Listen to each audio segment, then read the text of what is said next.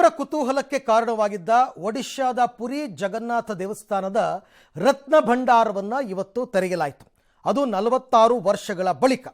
ಒಡಿಶಾ ಸರ್ಕಾರ ರಚಿಸಿರುವ 11 ಸದಸ್ಯರ ಸಮಿತಿಯ ಸದಸ್ಯರು ಮಧ್ಯಾಹ್ನ ಜಗನ್ನಾಥ ದೇವಾಲಯದ ಪೂಜ್ಯ ಭಂಡಾರವನ್ನು ತೆರೆದು ಒಳಪ್ರವೇಶ ಮಾಡ್ತಾರೆ. ದೊಡ್ಡ ದೊಡ್ಡ ಟಾರ್ಚ್ಗಳನ್ನು ಹಿಡಿದು ಸಿಬ್ಬಂದಿ ಕತ್ತಲ ಕೋಣೆಯನ್ನು ಪ್ರವೇಶಿಸಿದರು. ಈ ವೇಳೆ ದೇಗುಲದ ಅರ್ಚಕರು, ಅಧಿಕಾರಿಗಳು, ಉರಗ ತಜ್ಞರು, ವೈದ್ಯಕೀಯ ಸಿಬ್ಬಂದಿ, ಆಂಬ್ಯುಲೆನ್ಸ್ ಇವೆಲ್ಲವೂ ಕೂಡ ಇದ್ವು. ರತ್ನ ಭಂಡಾರ ಒಡಹುಟ್ಟಿದ ದೇವತೆಗಳಾದ ಜಗನ್ನಾಥ, ಸುಭದ್ರ ಮತ್ತು ಬಲಭದ್ರಗೆ ಸಂಬಂಧಪಟ್ಟ ಅಮೂಲ್ಯ ಆಭರಣಗಳನ್ನು ಹೊಂದಿದೆ. ಶತಮಾನಗಳಿಂದ ಭಕ್ತರು ಮತ್ತು ಹಿಂದಿನ ರಾಜರು ದಾನ ಮಾಡಿರ್ತಕ್ಕಂಥ ವಸ್ತುಗಳು ಕೂಡ ಈ ಖಜಾನೆಯಲ್ಲಿ ಇದೆ. ಒಳ ಖಜಾನೆ ಮತ್ತು ಹೊರ ಖಜಾನೆ ಅಂತ 2 ಭಾಗಗಳಿದೆ. ಈ 2 ಭಾಗ ಮಾಡಿದ್ದು ಮೊದಲು ಹೊರಗಿನ ಖಜಾನೆಯನ್ನು ತೆಗೆದಿದ್ದಾರೆ.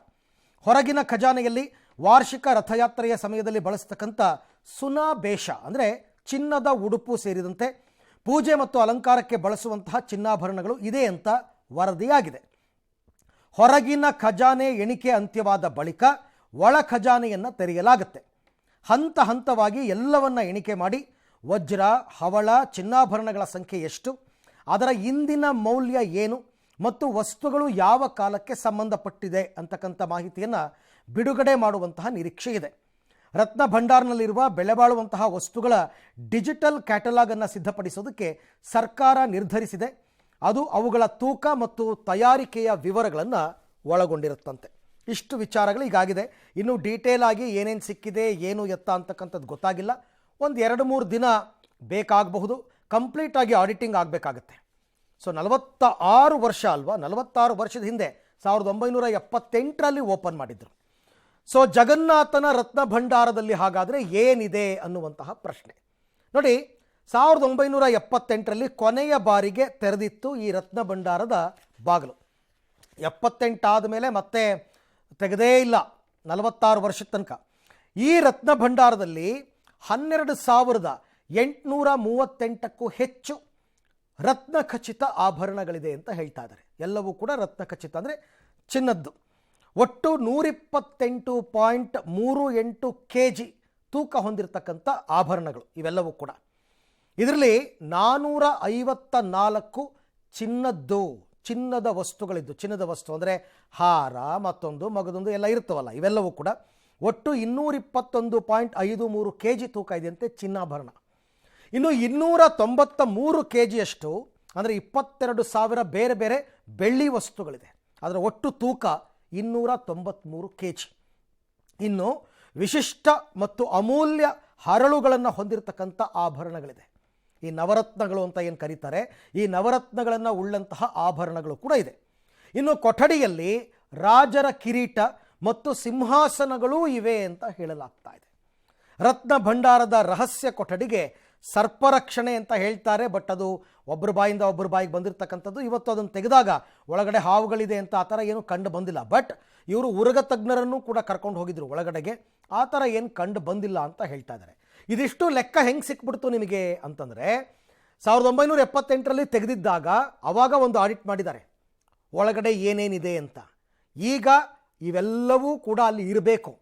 ಯಾಕೆ 46 ವರ್ಷಗಳ ನಂತರ ಇದನ್ನು ತೆಗಿತಾ ಇದ್ದಾರೆ ಅಂತಂದರೆ, ಯಾರಾದರೂ ಮಿಸ್ಯೂಸ್ ಮಾಡ್ಕೊಂಡಿರ್ಬೋದು, ಯಾರಾದರೂ ಆಭರಣಗಳನ್ನ ಕದ್ದಿರ್ಬೋದು, ಯಾರಾದರೂ ಆಭರಣಗಳನ್ನ ಎತ್ಕೊಂಡು ಹೊರಟೋಗಿರ್ಬೋದು. ಅದೆಲ್ಲ ಇದೆಯಾ ಇಲ್ವಾ ಅಂತ ನೋಡಬೇಕಲ್ಲ, ಮತ್ತೊಂದು ಸರ್ತಿ ಲೆಕ್ಕಾಚಾರ ಹಾಕಬೇಕಲ್ಲ. ಮತ್ತು ಇವತ್ತಿನ ಮೌಲ್ಯ 46 ವರ್ಷಗಳ ಹಿಂದೆ 1 ಗ್ರಾಮ್ ಚಿನ್ನಕ್ಕೆ 250 ರೂಪಾಯಿ ಇತ್ತು. ಈಗ 1 ಗ್ರಾಮ್ ಚಿನ್ನಕ್ಕೆ 6,600 ರೂಪಾಯಿ ಇದೆ, 6,700 ರೂಪಾಯಿ ಇದೆ. ವ್ಯಾಲ್ಯೂ ನೋಡಿ ಡಿಫರೆನ್ಸ್ ಎಷ್ಟಾಗುತ್ತೆ ಅಂತಂದ್ಬಿಟ್ಟು. ಹೀಗೆ ಹಾಗಾದರೆ 1978ರಲ್ಲಿ ಏನು ಪತ್ತೆಯಾಗಿತ್ತು ಅನ್ನೋದನ್ನು ಒಂದು ಸರ್ತಿ ಹೇಳ್ಬಿಡ್ತೀನಿ ನಾನು. ಒಳ ಖಜಾನೆ ಅಂತ ನಾನು ಏನು ಹೇಳಿದೆ, ಒಳಗಡೆ ಇರ್ತಕ್ಕಂಥ ರೂಮು, ಅದರಲ್ಲಿ 43.640 kg ತೂಕದ 367 ಚಿನ್ನದ ವಸ್ತುಗಳಿದೆ. ಈಗ ಅಷ್ಟೂ ಇರಬೇಕು, ಅವೆಲ್ಲವೂ ಇರಬೇಕು. 148.780 kg ತೂಕದ 231 ಬೆಳ್ಳಿ ವಸ್ತುಗಳು ಪತ್ತೆಯಾಗಿದ್ವು, ಅದೆಲ್ಲ ಈಗ ಇರಬೇಕು. ಹೊರ ಖಜಾನೆ ಹೊರಗಡೆ ರೂಮಿಗೆ ಬಂದರೆ ಅಲ್ಲಿ 84.74 kg ತೂಕದ 87 ಚಿನ್ನದ ವಸ್ತುಗಳು ಇತ್ತು. ಆವಾಗ ಅವರೆಲ್ಲ ಬರೆದಿಟ್ಟಿದ್ದಾರೆ. ಈಗ ಅದೆಲ್ಲ ಟ್ಯಾಲಿ ಆಗಬೇಕು.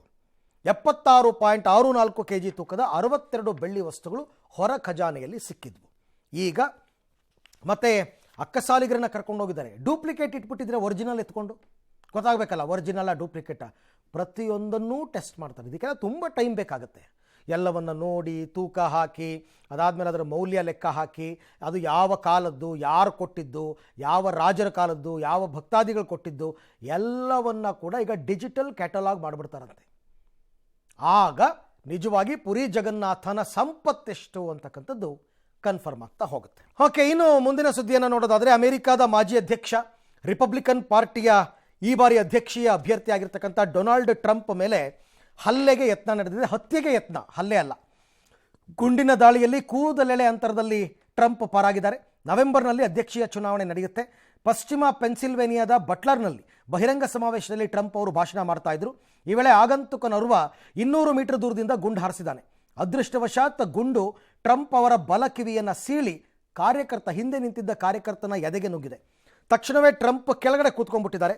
ಅರೆ ಕ್ಷಣದಲ್ಲೇ ಭದ್ರತಾ ಪಡೆಗಳು ಟ್ರಂಪ್ ಅವರನ್ನ ಸುತ್ತುವರೆದು ರಕ್ಷಣೆ ಕೊಟ್ಟಿವೆ. ಕ್ಷಣಾರ್ಧದಲ್ಲೇ ಅನತಿ ದೂರದ ಉತ್ಪಾದನಾ ಘಟಕದ ಚಾವಣಿ ಮೇಲೆ ಕೂತು ಗುಂಡು ಹಾರಿಸಿದ ಹಂತಕನನ್ನು ಅಮೆರಿಕದ ಸ್ನೈಪರ್ಗಳು ಅಂದರೆ ಶಾರ್ಪ್ ಶೂಟರ್ಗಳು ಹೊಡೆದು ಉರುಳಿಸಿದ್ದಾರೆ. ಹಂತಕನನ್ನು ಬೆಥೆಲ್ ಪಾರ್ಕ್ನ 20 ವರ್ಷದ ಥಾಮಸ್ ಮ್ಯಾಥ್ಯೂ ಕ್ರೂಕ್ಸ್ ಅಂತ FBI ಅವರು ಗುರುತಿಸಿದೆ. ಘಟನೆ ಬಳಿಕ ಸಾವರಿಸಿಕೊಂಡ ಟ್ರಂಪ್ ಕೈ ಎತ್ತಿ ಮುಷ್ಟಿ ಹಿಡಿದು ತಮ್ಮ ವಿರೋಧವನ್ನು ವ್ಯಕ್ತಪಡಿಸಿದರು. ಬಳಿಕ ಸರಣಿ ಟ್ವೀಟ್ ಮಾಡಿ, ನನ್ನ ಬಲಕಿವಿಯ ಮೇಲ್ಭಾಗದಲ್ಲಿ ಗಾಯ ಆಗಿದೆ. ನಮ್ಮ ದೇಶದಲ್ಲಿ ಇಂತಹ ಕೃತ್ಯ ನಡೆದಿರೋದು ನಂಬಲಾಗ್ತಾ ಇಲ್ಲ. ಸೀಕ್ರೆಟ್ ಸರ್ವಿಸ್ ಹಾಗೂ ಕಾನೂನು ವ್ಯವಸ್ಥೆ ಕೈಗೊಂಡ ತ್ವರಿತ ಕ್ರಮಕ್ಕೆ ಧನ್ಯವಾದಗಳು ಅಂತ ಹೇಳಿದ್ದಾರೆ. ಟ್ರಂಪ್ ಮೇಲಿನ ದಾಳಿಯನ್ನು ಅಮೆರಿಕ ಅಧ್ಯಕ್ಷ ಜೋ ಬೈಡನ್ ಹಾಗೂ ಉಪಾಧ್ಯಕ್ಷೆ ಕಮಲಾ ಹ್ಯಾರಿಸ್, ಮಾಜಿ ಅಧ್ಯಕ್ಷ ಬರಾಕ್ ಒಬಾಮಾ ಎಲ್ಲರೂ ತೀವ್ರವಾಗಿ ಖಂಡಿಸಿದ್ದಾರೆ. ಟ್ರಂಪ್ ಜೊತೆ ಮಾತನಾಡಿದಂತಹ ಬೈಡನ್ ಅವರು ಆರೋಗ್ಯ ವಿಚಾರಿಸಿದ್ದಾರೆ. ಪ್ರಧಾನಿ ಮೋದಿ ಕೂಡ ಟ್ವೀಟ್ ಮಾಡಿದ್ದು, ನನ್ನ ಸ್ನೇಹಿತ ಟ್ರಂಪ್ ಮೇಲಿನ ದಾಳಿಯಿಂದ ತೀವ್ರ ಕಳವಳಗೊಂಡಿದ್ದೇನೆ. ಘಟನೆಯನ್ನು ಬಲವಾಗಿ ಖಂಡಿಸ್ತೀನಿ. ರಾಜಕೀಯ ಮತ್ತು ಪ್ರಜಾಪ್ರಭುತ್ವದಲ್ಲಿ ಹಿಂಸಾಚಾರಕ್ಕೆ ಸ್ಥಾನ ಇಲ್ಲ. ಟ್ರಂಪ್ ಆದಷ್ಟು ಬೇಗ ಚೇತರಿಸಿಕೊಳ್ಳಿ ಅಂತ ಹೇಳಿದ್ದಾರೆ. ಎಲೆಕ್ಷನ್ ಹತ್ರ ಬರ್ತಾ ಇದೆ, ಎದುರಾಳಿ ಪಕ್ಷದವರೇನೋ ಮಾಡಿಸಿರ್ಬೋದು ಅಂತ ಒಂದು ಅನುಮಾನ ಇತ್ತು. ಬಟ್ ಆಮೇಲೆ ಗೊತ್ತಾಗಿರೋದೇನೆಂದರೆ ಟ್ರಂಪ್ ಪಕ್ಷದವನೇ ಅಂತೆ, ಅವನು ಕೂಡ ಟ್ರಂಪ್ ಪಕ್ಷಕ್ಕೆ ಸೇರಿದವನೇ. ಬಟ್ ಯಾಕೆ ಕೊಲ್ಲೋ ಪ್ರಯತ್ನ ಮಾಡ್ದ ಅದೆಲ್ಲವೂ ಗೊತ್ತಾಗಲಿಲ್ಲ. ಯಾಕೆಂದರೆ ಆತನನ್ನು ಕೊಂದಿದ್ದಾರೆ. ತನಿಖೆ ನಡೀತಾ ಇದೆ. ಸದ್ಯದಲ್ಲೇ ವಿಚಾರಣೆ ಏನು ಅಂತ ಗೊತ್ತಾಗುತ್ತೆ. ಓಕೆ, ಇನ್ನು ನಾಳೆಯಿಂದ 9 ದಿನಗಳ ಕಾಲ ವಿಧಾನಮಂಡಲ ಅಧಿವೇಶನ ರಾಜ್ಯದಲ್ಲಿ ಆರಂಭ ಆಗ್ತಾ ಇದೆ. ಪ್ರತಿಪಕ್ಷಗಳಿಗೆ 3 ಬ್ರಹ್ಮಾಸ್ತ್ರಗಳು ಸಿಕ್ಕಿವೆ. ಸಿಎಂ ಸಿದ್ದರಾಮಯ್ಯ ವಿರುದ್ಧ ಬಳಸೋದಕ್ಕೆ ತಯಾರಿ ನಡೆಸಿವೆ.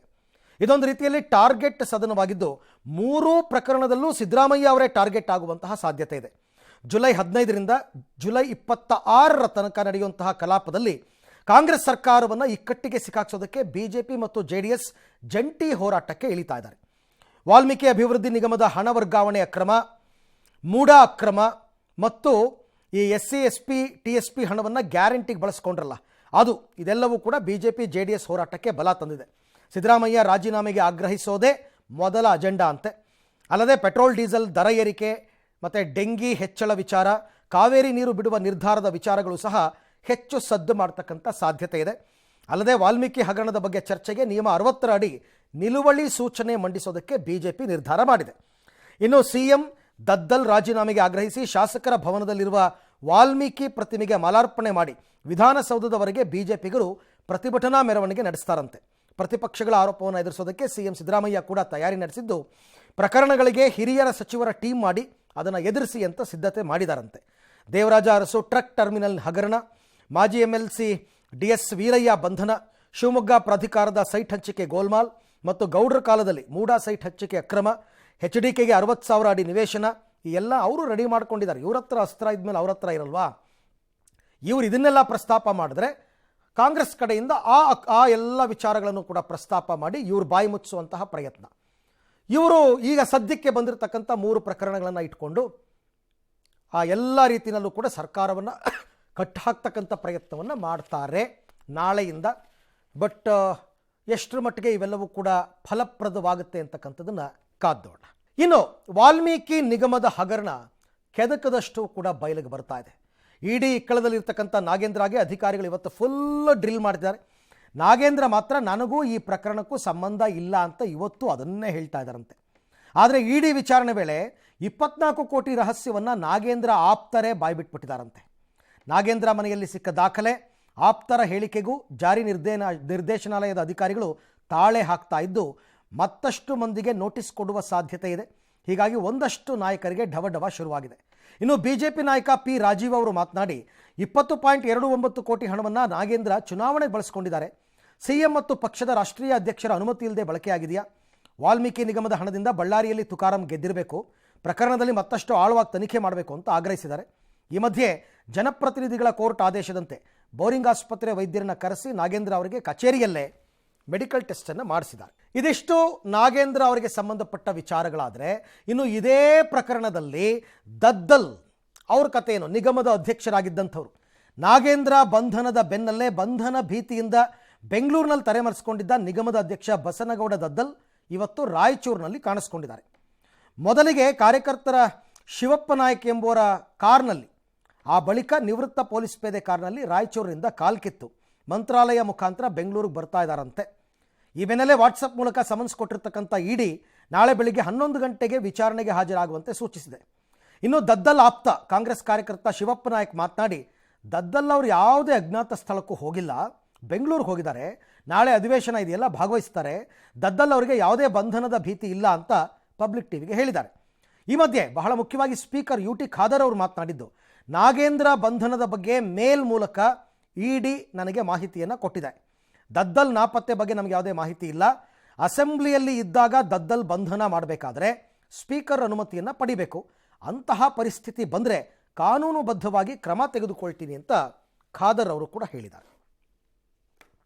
ಬೆಳಿಗ್ಗೆ ನಾವು ಆಶಾಪುರದಲ್ಲಿ ಮಂತ್ರಾಲಯಕ್ಕೆ ಹೋಗುವಂತ ಅಣ್ಣ ನಾವು ರೆಡಿ ಆದ ಟೈಮಲ್ಲಿ ಅವ್ರ ಕಾರ್ ಬಂದ ಟೈಮಲ್ಲಿ ನಾವು ಸಾಹೇಬ್ರ ನೋಡಿ ಮಾತಾಡಿಸಿದ್ವಿ. ಎಲ್ಲಿಗೆ ಹೋಗ್ತಿರಪ್ಪ? ಮಂತ್ರಾಲಯಕ್ಕೆ ಹೋಗ್ತಿದ್ವಿ ಅಂತಂದ್ವಿ. ನಾನು ಬೆಂಗಳೂರಿಗೆ ಹೋಗ್ತೀನಿ, ಬರ್ತಂತ ನಿಮ್ಮ ಕಾರ್ಯ ಬರ್ತಂದ್ರೆ ನಮ್ಮ ಕಾರ್ನಲ್ಲಿ ಹೇಳಿದ್ವಿ, ಕುಂತ್ಕೊಂಡ್ರು. ಅವ್ರ ಕಾರಣ ನಮ್ಮ ಕಾರ್ನಲ್ಲಿ ಹೋದ್ವಿ, ಮಂತ್ರಾಲಯವ್ರಿಗೆ ಹೋದ್ವಿ. ಅವ್ರು ಡೈರೆಕ್ಟ್ ಬೆಂಗಳೂರಿಗೆ ನಾವು ಅಧಿವೇಶನಕ್ಕೆ ಹೋಗಿ ನಾಳೆ ಹೋಗ್ತಂತೀವಿ, ನಾವು ದರ್ಶನ ಮಾಡ್ಕೊಂಡು ಆಪ್ಷನ್ ಇಲ್ಲ ಸರ್. ಅಲ್ಲಿ ಮಂತ್ರಾಲಯದವ್ರಿಗೆ ಅಂತ ಯಾರು ಬಂದಿಲ್ಲ ಸರ್. ಮಂತ್ರಾಲಯದವರಿಗೆ ನಾವು ಮಂತ್ರಾಲಯ ಸರ್ಕಲ್ ಅವರಿಗೆ ನಾವು ಇದ್ದೀವಿ ಸರ್. ಅಲ್ಲಿಂದ ಯಾರೂ ಬಂದಿಲ್ಲ. ಅಲ್ಲಿ ಸಾಹೇಬ್ ನಿಂದಿಸಿ ಮಾತಾಡಿಸಿ ಅವ್ರ ಕಾರ್ನಲ್ಲಿ ಹೋದ್ಮೇಲೆ ನಾವು ವಾಪಸ್ ಬಂದ್ವಿ ಸರ್. ಇನ್ನೂ ಕೂಡ ಬರಲಿಲ್ಲ. ಇವತ್ತು ಆದಿತ್ಯವಾರ, ಇವತ್ತು ಬಂದಿರಬಹುದು, ಅದು ನಾವು ನೋಡ್ತೇವೆ. ಅಸೆಂಬ್ಲಿ ನಡೀತಾ ಇದ್ರೆ ಆವಾಗ ನಮಗೆ ಅವ್ರ ಪರ್ಮಿಷನ್ ತಗೊಳ್ಬೇಕಾಗ್ತದೆ. ಕಾನೂನಿಗೆ ಅನುಗುಣವಾಗಿ ಚೇರ್ ವಿಲ್ ಡಿಸೈಡ್. ಇನ್ನು ತಮಿಳುನಾಡಿಗೆ 18 ದಿನಗಳ ಕಾಲ ಪ್ರತಿನಿತ್ಯ 1 TMC ನೀರನ್ನು ಬಿಡಿ ಅಂತ ಕಮಿಟಿ ಏನು ಆದೇಶವನ್ನು ಮಾಡಿತ್ತು. ಈ ಹಿನ್ನೆಲೆಯಲ್ಲಿ ಸಿದ್ದರಾಮಯ್ಯನವರು ಇವತ್ತು ವಿಧಾನಸೌಧದಲ್ಲಿ ಸರ್ವ ಪಕ್ಷಗಳ ಸಭೆಯನ್ನು ನಡೆಸಿದರು. ಸಭೆಯಲ್ಲಿ ಪ್ರಮುಖವಾಗಿ 2 ನಿರ್ಣಯಗಳನ್ನು ತಗೊಳ್ಳಲಾಗಿದೆ. ಮೊದಲನೇದು, 1 TMC ನೀರಿಗೆ ಬದಲಾಗಿ ಪ್ರತಿನಿತ್ಯ 8,000 ಕ್ಯೂಸೆಕ್ ನೀರನ್ನು ಬಿಡೋದು. ಎರಡನೇದಾಗಿ, ಕಾವೇರಿ ಕಮಿಟಿಯ ಆದೇಶದ ವಿರುದ್ಧ ಕಾವೇರಿ ಪ್ರಾಧಿಕಾರಕ್ಕೆ ಮೇಲ್ಮನವಿಯನ್ನು ಸಲ್ಲಿಸೋದು. ಸಭೆ ಬಳಿಕ ಮಾತನಾಡಿದ ಮುಖ್ಯಮಂತ್ರಿ ಸಿದ್ದರಾಮಯ್ಯನವರು, ಸಭೆಯಲ್ಲಿ ವಸ್ತುಸ್ಥಿತಿಯನ್ನು ವಿವರಣೆಯನ್ನು ಇಟ್ಟಿದ್ದೀವಿ. ಕಾನೂನು ತಜ್ಞರ ತಂಡ ನೀರು ಬಿಡೋದಕ್ಕಾಗಲ್ಲ ಅಂತ ಹೇಳೋಕ್ಕಾಗಲ್ಲ ಸರ್, 8,000 ಕ್ಯೂಸೆಕ್ ಆದರೂ ನೀರು ಬಿಡಿ ಅಂತ ಸಲಹೆ ಕೊಟ್ಟಿದ್ದಾರೆ, ಅದರಂತೆ ನಡ್ಕೋತೀವಿ. ಮಳೆ ಕಡಿಮೆ ಆದರೆ ಬೇಕಾದ್ರೆ ನೀರನ್ನು ಕಡಿಮೆ ಬಿಡೋಣ ಅಂತ ಹೇಳಿದರು. ಅಲ್ಲದೆ ಸದ್ಯಕ್ಕೆ ಕೇಂದ್ರಕ್ಕೆ ಸರ್ವಪಕ್ಷ ನಿಯೋಗ ಕೊಂಡೊಯ್ಯಲ್ಲ ಅಂತ ಹೇಳಿದ್ದಾರೆ. ಇನ್ನು ಸಭೆಯಲ್ಲಿ ಸರ್ಕಾರದ ವಿರುದ್ಧ ವಿಪಕ್ಷಗಳು ಕಿಡಿಕಾರಿದ್ದಾರೆ ಅಂತ ತಿಳಿದು ಬಂದಿದೆ. ಮೊದಲಿಂದಲೂ ನೀವು ಕೇಳಿದಷ್ಟು ನೀರು ಬಿಟ್ಬಿಟ್ಟು ಅಭ್ಯಾಸ ಮಾಡಿಬಿಟ್ಟಿದ್ದೀರಾ ತಮಿಳುನಾಡಿನವ್ರಿಗೆ. ಪ್ರತಿ ಸಲ ಕಾವೇರಿ ಸಮಿತಿ ಪ್ರಾಧಿಕಾರದ ಆದೇಶ ಜಾರಿ ಮಾಡಿ ತಮಿಳುನಾಡಿಗೆ ನೀರು ಹರಿದು ಹೋಗ್ತಾನೇ ಇದೆ ಅಂತ ಟೀಕೆ ಮಾಡಿದ್ದಾರೆ. ವಿಪಕ್ಷ ನಾಯಕ ಅಶೋಕ್ ಅವರು ಮಾತನಾಡಿ, ಕಾವೇರಿ ಪ್ರಾಧಿಕಾರಕ್ಕೆ ಮೇಲ್ಮನವಿ ಸಲ್ಲಿಸೋಣ, ಬೇಕಾದರೆ ಸುಪ್ರೀಂ ಕೋರ್ಟ್ ತನಕ ಹೋಗೋಣ ಅಂತ ಹೇಳಿದ್ದೀವಿ ಅಂತಂದರು. ಆದರೆ CT ರವಿ ಮಾತನಾಡಿ, ತಮಿಳುನಾಡಿನಲ್ಲಿ ಇಂಡಿ ಕೂಟದ ಸರ್ಕಾರ ಇದೆ, ಇವರೇ ಮನವೊಲಿಕೆ ಮಾಡಲಿ, ಕೇಂದ್ರಕ್ಕೆ ನಿಯೋಗ ಅಗತ್ಯ ಇಲ್ಲ ಅಂತ ಹೇಳಿದ್ದಾರೆ. ಈ ಮಧ್ಯೆ ಕೇರಳದ ವೈನಾಡು ಪ್ರದೇಶದಲ್ಲಿ ಭಾರೀ ಮಳೆ ಆಗ್ತಾ ಇದೆ. ಕಬಿನಿ ಜಲಾಶಯ ಭರ್ತಿಯಾಗಿದೆ. ತಮಿಳುನಾಡಿಗೆ 20,000 ಕ್ಯೂಸೆಕ್ ನೀರನ್ನು ಬಿಟ್ಟಿದ್ದಾರೆ. ಹಾರಂಗಿ ಜಲಾಶಯದ ಒಳಹರಿವಿನ ಪ್ರಮಾಣ 6,820 ಕ್ಯೂಸೆಕ್ ಇದೆ. ಡ್ಯಾಮ್ ಭದ್ರತೆ ದೃಷ್ಟಿಯಿಂದ 4 ಕ್ಲಸ್ಟರ್ ಗೇಟ್ನಿಂದ 4,000 ಕ್ಯೂಸೆಕ್ ನೀರು ಕಾವೇರಿ ನದಿಗೆ ಬಿಡುಗಡೆ ಮಾಡಲಾಗಿದೆ. KRSನಲ್ಲಿ ನೀರಿನ ಮಟ್ಟ 105 ಅಡಿ ತಲುಪಿದೆ. ಬಟ್ ಕಬಿನಿಯಿಂದ ನೀರು ಬಿಟ್ಟರೆ KRSಗೆ ಬರಲ್ಲ. ಅದು KRS ಕಾವೇರಿ ನದಿಯನ್ನು ಜಾಯಿನ್ ಆಗ್ತಕ್ಕಂಥದ್ದು ಟಿ ನರಸೀಪುರ, ಅಲ್ಲಿ ಸಂಗಮ ಇರತಕ್ಕಂಥದ್ದು. ಹಾಗಾಗಿ ಕಬಿನಿಯಿಂದ ಬಿಡ್ತಕ್ಕಂಥ ನೀರು ಇಲ್ಲಿನ ರೈತರಿಗೆ ಕಾಲುವೆಗಳ ಮುಖಾಂತರ ಬಿಡಬಹುದು. ಅದು ಬಿಟ್ಟರೆ ನೆಕ್ಸ್ಟ್ ಅದು ಡೈರೆಕ್ಟ್ ತಮಿಳುನಾಡಿಗೆ ಹರಿದು ಹೋಗುತ್ತೆ, KRSಗೆ ಬರಲ್ಲ. 30% ಇನ್ಫ್ಲೋನಲ್ಲಿ ಕಡಿಮೆ ಆಗಿದೆ ನೀರು. 1 TMC ನೀರನ್ನ ಪ್ರತಿದಿನ ಬಿಡಕ್ಕಾಗಲ್ಲ. ಕಾತರ್ಕಿಯವರು ಹೇಳಿದ್ದು ನಾವು ನೀರನ್ನು ಬಿಡಕ್ಕೆ ಆಗೋದಿಲ್ಲ ಅಂತ ಹೇಳಕ್ಕಾಗಲ್ಲ.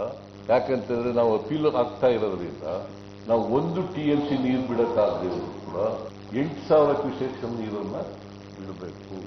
ಮತ್ತೆ ನಾವೀಗ ನಮ್ಮ ಮಂಡನೆ ನಾವು ಹೇಳಿದಿರಿ, ಈಗ ಏನು ಆದೇಶ ಬಂದಿದ್ದಾರೆ ಅದ್ರ ವಿರುದ್ಧ ಅಪೀಲ್ ಮಾಡಿ ಸುಪ್ರೀಂ ಕೋರ್ಟ್ವರೆಗೂ ಹೋಗೋಣ. ಅಲ್ಲಿವರೆಗೂ ನೀರು ಬಿಡೋದು ಬೇಡ ಅನ್ನೋದು ನಮ್ಮ ವಾದವನ್ನು ನಾವು ಮಂಡನೆ ಮಾಡಿದ್ದೀವಿ. ಆದರೆ ಮುಖ್ಯಮಂತ್ರಿಗಳು ಮತ್ತು ಇತರ ನೀರಾವರಿ ತಜ್ಞರು ಏಕಾಏಕಿ ತಿರಸ್ಕಾರ ಮಾಡೋದ್ರಿಂದ ನಮಗೆ ಸುಪ್ರೀಂ ಕೋರ್ಟಲ್ಲಿ ಕಳೆದ ಬಾರಿ ಹಿನ್ನಡೆ ಆಗಿದೆ. ಸರ್ಕಾರ ಈ ತಮಿಳುನಾಡಿನಲ್ಲಿ ಯಾವ ಪಕ್ಷದ ಸರ್ಕಾರ ಇದೆ? ಇಂಡಿಯಾ ಅಲಯನ್ಸ್ ಇದೆ. ಅವ್ರನ್ನ ಕನ್ವಿನ್ಸ್ ಮಾಡಿದ್ರೆ ಇಶ್ಯೂನೇ ಇಲ್ವಲ್ಲ. ಮೇಕೆದಾಟಿಗೂ ಕ್ಲಿಯರೆನ್ಸ್ ಸಿಗುತ್ತೆ. ಸುಪ್ರೀಂ ಕೋರ್ಟು ಬೇಡ, ಕೇಂದ್ರ ಸರ್ಕಾರನೂ ಬೇಡ. ಯಾವ ಸರ್ಕಾರ ಹಾಕಬೇಕು?